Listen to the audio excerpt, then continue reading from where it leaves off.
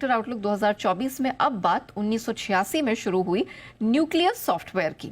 3,850 करोड़ रुपए से ज्यादा के मार्केट कैप वाली न्यूक्लियस सॉफ्टवेयर ग्लोबल फाइनेंशियल कंपनियों के लिए लेंडिंग और ट्रांजैक्शन बैंकिंग प्रोडक्ट्स बनाती है।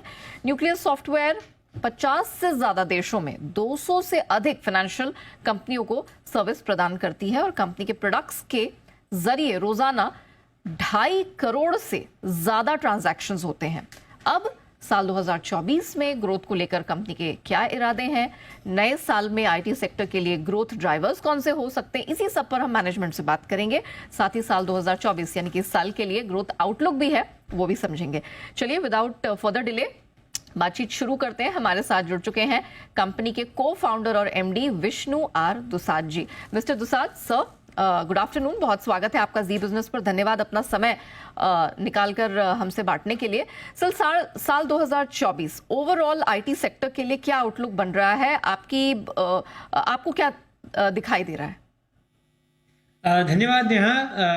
आउटलुक 2024 के लिए मेरे हिसाब से पॉजिटिव रहेगा। वो इस वजह से कि अभी नई नई टेक्नोलॉजीज आ रही हैं और पूरा कॉर्पोरेट सेक्टर उन टेक्नोलॉजीज को अच्छी तरह से इस्तेमाल करना चाहता है और इसी वजह से सारी दुनिया से हमारे यहाँ काम आएगा उन टेक्नोलॉजीज को एक्सप्लॉइट करने के लिए। और हमारी जैसी जो प्रोडक्ट कंपनीज हैं उनकी तरफ और भी गहराई से लोग देख रहे हैं दुनिया वाले, क्योंकि हमारे यहाँ जो टेक्नोलॉजी अभी बन रही है वो तो पूरी दुनिया में कहीं भी नहीं है।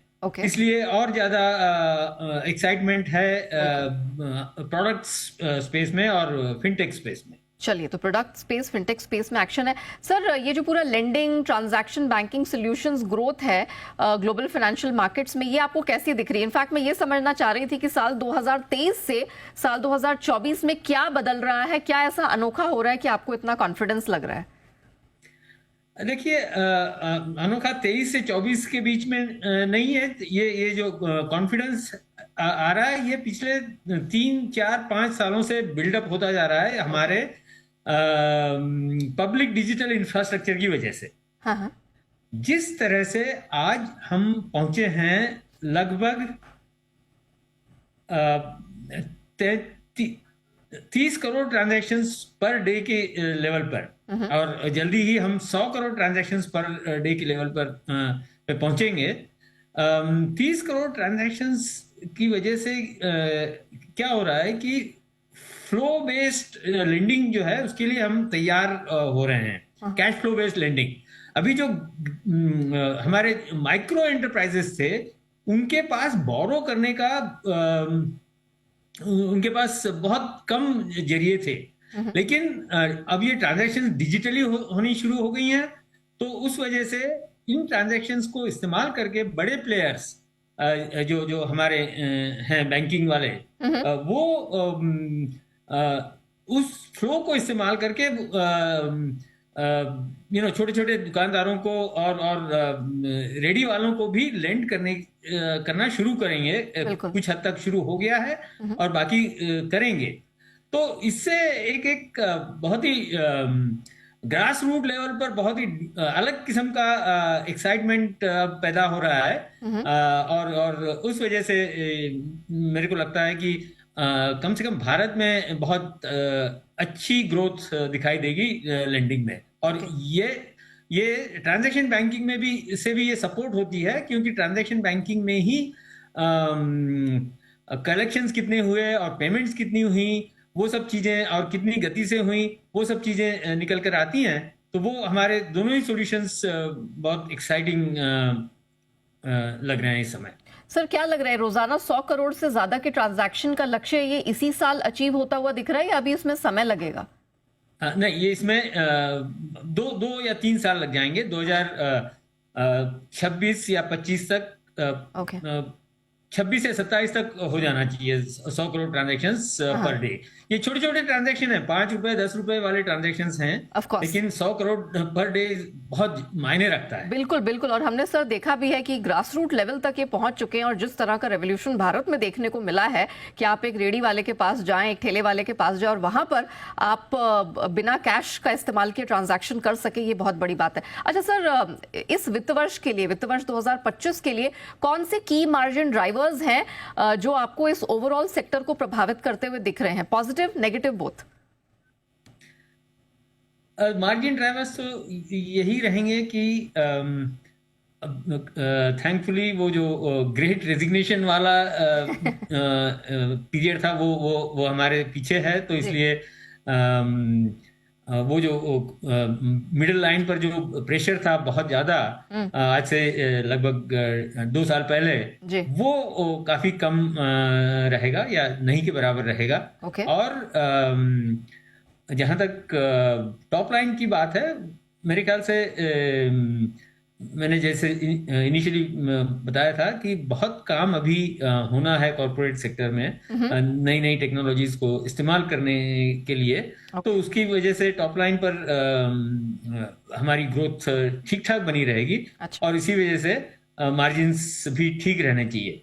ओके सर, ग्लोबल मार्केट की बात करते हैं। कब तक आपको नॉर्थ अमेरिका और यूरोप के क्लाइंट्स हैं उनकी तरफ से आईटी बजट्स बढ़ते हुए दिख रहे हैं, इफ एट ऑल, और अगर बढ़ते हैं तो कितना, क्या क्या सेंस आपको मिल रही है सर अपने विदेशी क्लाइंट से? देखिए, टेक्नोलॉजी का प्रयोग तो अभी तक ईश्वर कृपा से लगातार जारी है और वो जारी रहेगा। और जहां तक बजट बढ़ने की बात है, मेरे ख्याल से 5-10% तो बढ़ने चाहिए, ऐसा लगता है। 5 से 10% बढ़ना चाहिए, ये अक्रॉस आप अपने ग्लोबल क्लाइंट से मान रहे हैं। अच्छा सर, इससे पहले हमने देखा था कि जो बड़ी आईटी कंपनियां हैं उनकी तरफ से जो हमने गाइडेंस आते हुए देखे थे, क्या लग रहा है सर इस साल उसमें अपवर्ड रिवीजन देखने को मिल सकता है? पिछले साल हमने थोड़ा सा असमंजस कुछ समय देखा था, लेकिन अब क्या लग रहा है, गाइडेंस में यहाँ से सुधार, एक अपवर्ड रिविजन? लगता है कुछ हद तक तो लगता है कि अपवर्ड रिवीजन आना चाहिए गाइडेंस।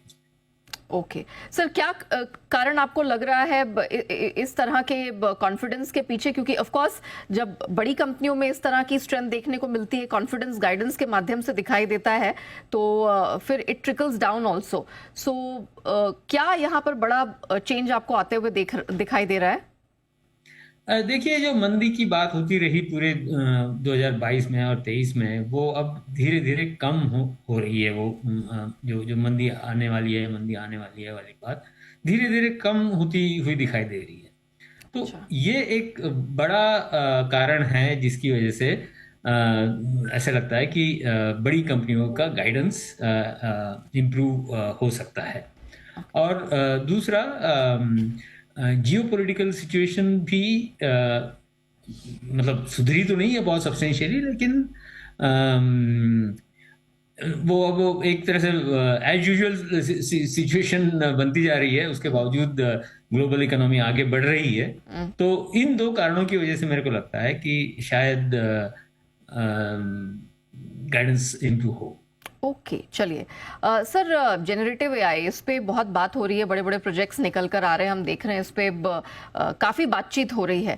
तो क्लाइंट्स की तरफ से कुछ इन्वेस्टमेंट्स यहाँ बढ़ते हुए दिख रहे हैं सर, आपकी क्या तैयारी है, आप इस पूरे स्पेस को कैसे देख रहे हैं? देखिए, एआई तो हमारे टेक्नोलॉजी रोड मैप में पिछले 6-7 साल से रहा है। और हमारे ट्रांजेक्शन बैंकिंग का प्रोडक्ट ने एआई को एक तरह से 3 साल पहले 4 साल पहले हमने उसको हमारे ग्राहकों के पास लगाया था। और उसके बाद जेनरेटिव एआई एक एडिशन आया है उसमें। तो इन सभी टेक्नोलॉजीज का, जो मैं पहले बात कर रहा था कि नई नई टेक्नोलॉजीज आ रही हैं, तो इन सभी टेक्नोलॉजीज का कॉर्पोरेट्स बहुत अच्छी तरह से इस्तेमाल करना चाह रहे हैं। अब इसको हम इस तरह से ले लेते हैं कि जेनरेटिव एआई हाइपर पर्सनलाइजेशन के साथ जब हम इस्तेमाल करेंगे, तो जो जो कम्युनिकेशन जाएगा हर इंडिविजुअल को, वो बहुत ही स्पेसिफिक होकर जा सकता है। और वो चीज़ें हम इंटरनली सोच रहे हैं, और हमारे ग्राहकों को उस तरह की चीज़ें भी हम मतलब with in year from today हम देने की कोशिश करेंगे। अच्छा सर, ये बताइए कि पूरे आईटी सेक्टर के लिए ये जो मौजूदा साल है, इसमें मर्जर्स एंड एक्विजिशंस की स्थिति कैसी दिखाई दे रही है? ये बनी रहेगी। देखिए क्या हो रहा है कि फिनटेक में जो इनोवेशन है वो काफ़ी अच्छी तरह से हो रहा है, और जो बड़े प्लेयर्स हैं जो घर में उतना उस लेवल का इनोवेशन नहीं कर पाते, उनके लिए फिनटेक्स को एक्वायर करना बहुत हितकारी रहेगा। तो मैं तो सोचता हूँ कि जो भी अच्छे फिनटेक्स हैं, अच्छी क्वालिटी का उन्होंने इनोवेशन किया है और स्केलिंग में प्रॉब्लम हो रही है, वो उस तरह के फिनटेक्स बड़े प्लेयर्स एक्वायर कर सकते हैं। अच्छा सर, हायरिंग ट्रेंड किस प्रकार का अब दिखाई दे रहा है साल 2024 में? क्या कोई कैटेगरीज हैं जिन पे ज्यादा फोकस किया जाएगा? क्या लग रहा है सर आपको? देखिए आपने जनरेटिव एआई की तो बात करी ली। उसी तरह की जो नई नई टेक्नोलॉजीज हैं उनको इस्तेमाल करने के लिए हायरिंग बिल्कुल होगी। कन्वेंशनल टेक्नोलॉजीज में मेरे हिसाब से रिलेटिवली कम होगी हायरिंग, क्योंकि वह सेक्टर कुछ हद तक इस साल से ही जनरेटिव एआई की वजह से अफेक्ट होना शुरू हो जाएगा। तो जो जो नई नई टेक्नोलॉजीज हैं उनको इस्तेमाल करने के लिए हायरिंग होगी, और मेरे ख्याल से ठीक ठाक होनी चाहिए। वैसे अभी तक जो आंकड़े आ रहे हैं उसमें तो बहुत अच्छा नहीं बताया गया है हायरिंग का पेस, लेकिन ओवरऑल ठीक ठाक होनी चाहिए हायरिंग के साथ। ठीक ठाक दिख रही है। अच्छा सर, कंपनी के करंट यूटिलाइजेशन रेट क्या है सर? किस तरह का आउटलुक आप इस साल के लिए बनता देख रहे हैं? देखिए नेहा, धन्यवाद ये सवाल पूछने के लिए। मैं आपको ये बताना चाहूँगा कि हमारी कंपनी न्यूक्लियस सॉफ्टवेयर एक प्रोडक्ट कंपनी है, तो यहाँ पर यूटिलाइजेशन रेट जैसी कोई चीज़ नहीं होती, क्योंकि हमारे सभी लोग काम पर ही लगे हुए रहते हैं, क्योंकि ये हमारा इंटरनल काम है। हमारा हम प्रोडक्ट्स बनाते हैं, हम इंटेलेक्चुअल प्रॉपर्टी बनाते हैं। तो जैसे ही कोई ज्वाइन करता है तो उसकी ट्रेनिंग के बाद वो काम पर वो बहुत ही बढ़िया क्वालिटी का काम करना शुरू कर देता है। ओके। तो उस पर मैं कमेंट नहीं कर पाऊंगा, वो सर्विसेज इंडस्ट्री की बात है कि कितना यूटिलाइजेशन है। हम प्रोडक्ट कंपनी है, इसलिए हमारे यहाँ 100% यूटिलाइजेशन होता है। सर, और किस तरह की प्रोजेक्ट पाइपलाइन आपको इस बार दिख रही है सर? करंटली कंपनी की पाइपलाइन में, ऑर्डर पाइपलाइन में क्या कुछ है सर? पाइपलाइन काफ़ी इनकरेजिंग है इस समय, क्योंकि हमारे प्रोडक्ट्स को लोग पसंद कर रहे हैं, पसंद करते आए हैं और पसंद कर रहे हैं, एंड जिस तरह की हमारी इन्वेस्टमेंट्स हैं पसंद करते रहेंगे।